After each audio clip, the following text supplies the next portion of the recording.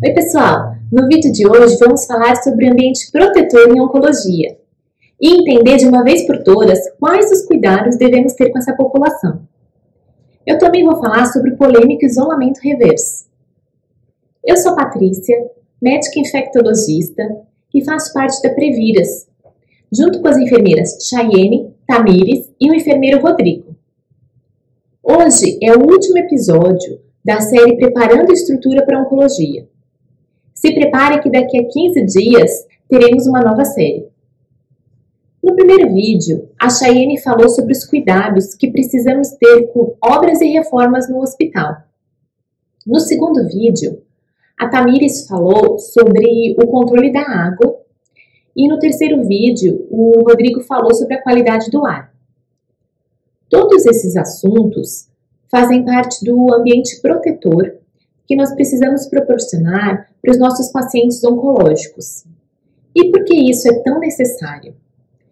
Os pacientes que serão submetidos a um transplante de células tronco-hematopoiéticas passam por um regime de condicionamento, no qual eles recebem altas doses de quimioterapia, que podem ser mielo e imunoablativas, levando a um longo período de neutropenia, principalmente naqueles casos de transplante alogênico. As equipes precisam atuar em conjunto para reduzir ao máximo as complicações decorrentes da neutropenia, e são necessários protocolos bem estabelecidos para prevenir infecções nessa população. O período de recuperação do sistema imunológico ele pode ser demorado e vai depender do tipo de transplante realizado, se é autólogo ou alogênico. E durante todo esse tempo, o paciente precisa ser protegido contra agentes microbianos infecciosos, incluindo os patógenos oportunistas, que normalmente são aqueles patógenos que não apresentam risco de infecções em indivíduos saudáveis. Esses pacientes têm um grande risco de desenvolver infecções fúngicas invasivas, principalmente quando alguns fatores ambientais, como obras e reformas, aumentam a presença de fungos no ar. As infecções virais também podem acontecer por meio da exposição ambiental, como ocorre naqueles casos de influenza, adenovírus, vírus sincicial respiratório e Covid-19. Além, é claro, do risco das infecções bacterianas. O ambiente protetor ele é uma área de cuidado ao paciente que tem por objetivo reduzir o risco das infecções nos pacientes submetidos ao transplante de células tronco-hematopoiéticas alogênico.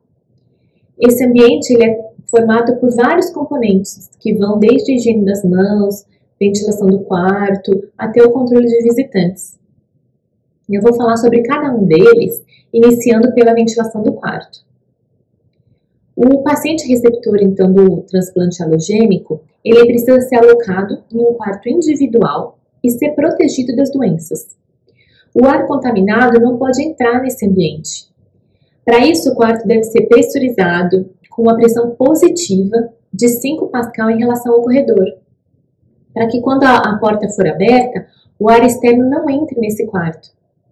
Na atualização desse ano da ABNT 7256, houve alteração do valor dessa pressão de 2,5 para 5 pascal. O banheiro deve ter a pressão negativa em relação ao quarto, para que quando a porta for aberta, o ar não se desloque do banheiro para dentro do quarto. Além disso, é necessário um sistema de filtragem do ar, com um filtro de eficiência de 99,97% para remover partículas maiores ou iguais a 0,3 micrômetros de diâmetro. Esses filtros eles precisam ser substituídos regularmente com base na recomendação do fabricante. E quando houver alguma construção em andamento, a eficiência dessa filtração deve ser monitorada constantemente para avaliar a necessidade de substituição desse filtro num período inferior ao recomendado. Outras recomendações para esse ambiente é que ele tenha 12 ou mais trocas de ar por hora, que o quarto seja bem vedado, evitando lacunas entre a janela e paredes, tomadas, piso e teto. A temperatura recomendada é entre 20 a 24 graus Celsius e a umidade do ar de no máximo 60%. É importante fazer um monitoramento constante da pressão desse quarto, principalmente quando eles estão ocupados. E deve-se considerar o uso de sistemas de monitoramento que avisam quando o diferencial da pressão entre o ambiente de proteção e o corredor ou o ambiente de proteção e anticâmara cai abaixo do valor recomendado, para alertar a equipe sobre possíveis falhas de manutenção. E para permitir que a equipe da enfermagem observe o paciente do TMO, mesmo quando as portas estiverem fechadas, as janelas elas podem ser instaladas na porta ou na parede do quarto do paciente. Infelizmente, sabemos que não há disponibilidade de muitos desses quartos com todos esses requisitos nos hospitais. Então, a recomendação é de que esses quartos devem ser priorizados para aqueles pacientes com maior risco de infecção invasiva por fungos, como, por exemplo, aqueles pacientes com uma expectativa de neutropenia prolongada, ou aqueles pacientes recebendo tratamento de doença do enxerto versus hospedeiro, etc. Nessa situação em que não há quartos disponíveis para todos, os filtros EPA portáteis podem ser utilizados nesses quartos de ambiente sem proteção, para acomodar outros pacientes que também sejam vulneráveis. O segundo ponto importante a considerar no ambiente protetor são as obras e reformas. Elas podem resultar num aumento do risco de infecção por fungo invasivo, principalmente a aspergilose, entre os pacientes receptores de transplante. Portanto, a equipe da manutenção deve sempre consultar as recomendações do controle de infecção durante a construção. Várias medidas podem ser adotadas para minimizar o impacto da obra nesses pacientes, como, por exemplo, construção de barreiras rígidas e a prova de poeira com vedação entre a área da reforma e a área de atendimento do paciente, que pode ser aquelas barreiras do tipo drywall. Se não puder ser realizada em uma barreira, os pacientes então devem ser removidos da área de construção até que ocorra a renovação do ar por completo e seja realizada a limpeza dessa área. É importante também acompanhar os casos de aspergilose e outras infecções fúngicas invasivas durante esse período no hospital e identificar precocemente o aumento dos casos. É preciso evitar ao máximo a saída desses pacientes do ambiente protetor e quando for realmente necessário o transporte para outra área do hospital, por exemplo, para fazer um exame, o paciente deve fazer uso de máscaras do tipo N95 ou PFF2. O terceiro ponto que eu quero colocar é o uso da precaução padrão para todos os pacientes. A precaução padrão, que é aquela que inclui higiene das mãos e o uso de equipamentos de proteção individual, como luva, máscara, proteção para os olhos e aventais, durante aqueles procedimentos que possam gerar respingo de sangue, fluidos corporais ou secreções, deve ser seguida por todos os contatos do paciente. Outros tipos de precaução, como precaução de contato ou respiratória, são indicadas para os pacientes com doenças causadas por vírus respiratórios ou vírus gastrointestinais, ou então por infecções por bactérias multiresistentes. A duração desse tipo de precaução é orientada pelo Serviço de Controle de Infecção da instituição. E é importante lembrar que esses pacientes podem ter excreção prolongada desses vírus, principalmente vírus sincicial respiratório, adenovírus e rotavírus. O quarto item que eu vou falar é sobre a higiene das mãos. Assim como em todo serviço de saúde, a recomendação é que a higiene das mãos seja realizada nos 5 momentos de cuidado com o paciente. Além da higiene rigorosa das mãos, os profissionais de saúde não podem usar adornos e unhas artificiais. E os insumos como sabão, álcool gel, papel toalha precisam estar sempre disponíveis para evitar falhas nesse processo. O quinto ponto é a limpeza do ambiente. Os quartos devem ser limpos ao menos uma vez ao dia e os acompanhantes precisam ser orientados a manter o quarto em ordem para evitar o acúmulo de poeira nos objetos. A equipe da limpeza precisa ser treinada e confiável e evitar os métodos de limpeza que geram poeira, como varrer a seco ou retirar o pó.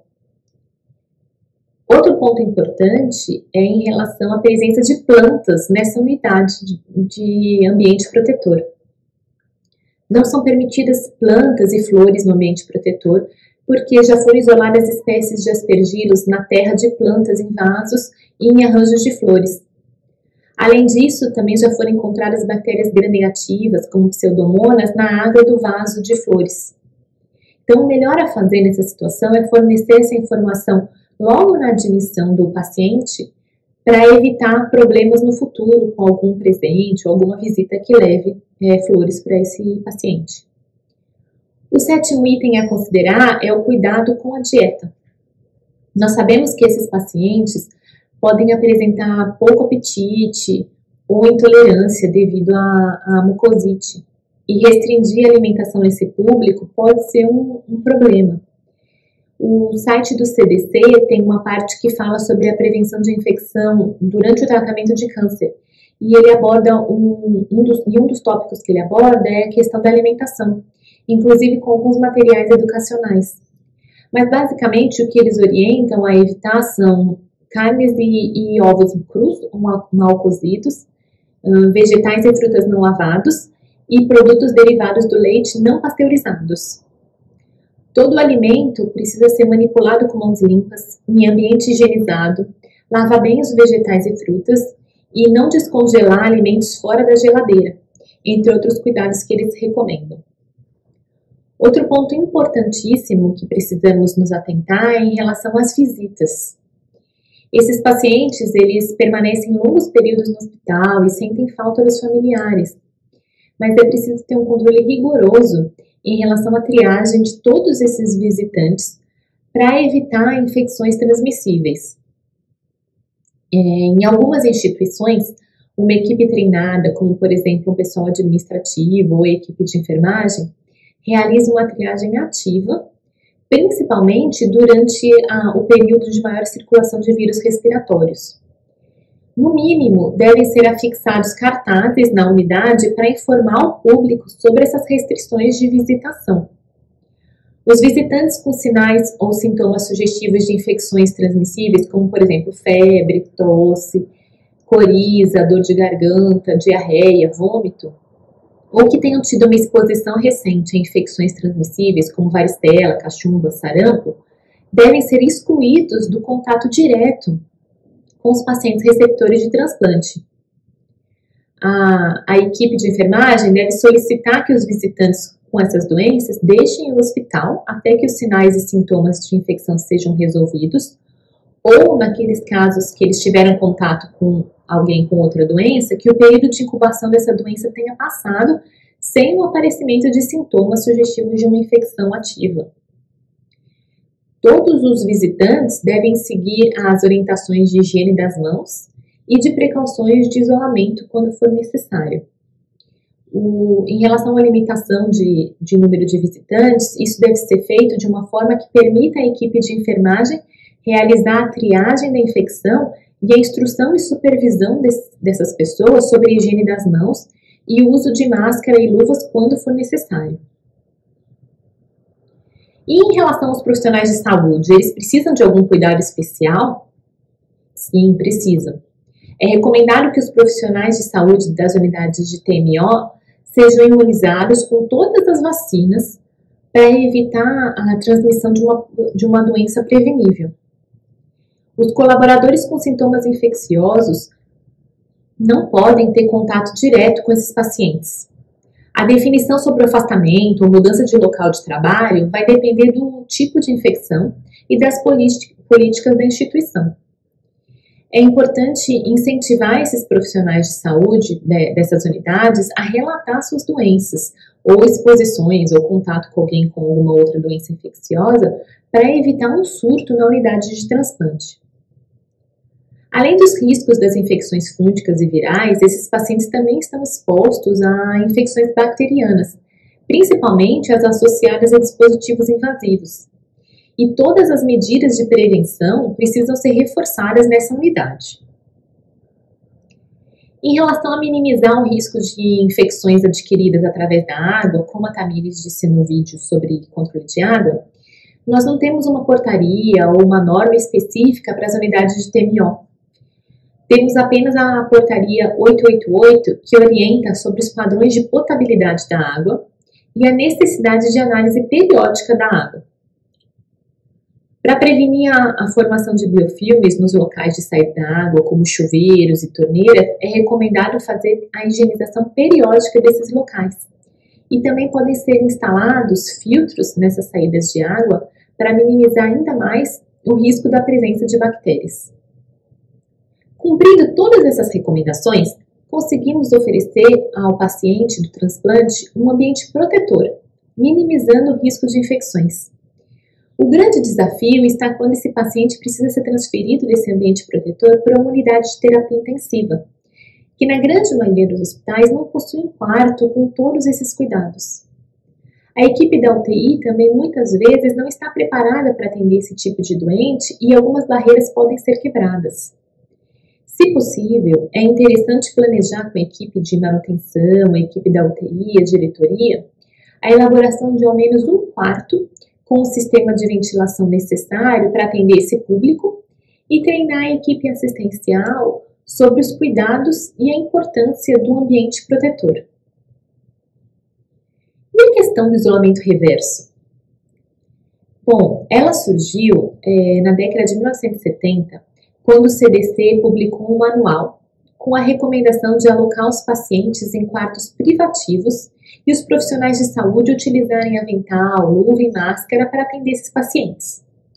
Com o passar do tempo, observou-se que a maioria das infecções que aconteciam nesse público eram causadas por patógenos da microbiota endógena.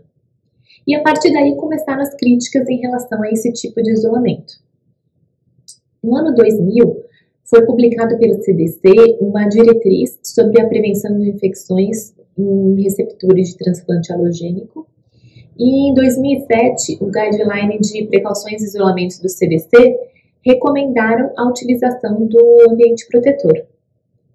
Portanto, as recomendações atuais se referem mais a uma implementação de um conjunto de medidas que foram citadas nesse vídeo do que apenas um isolamento reverso, como era preconizado anteriormente.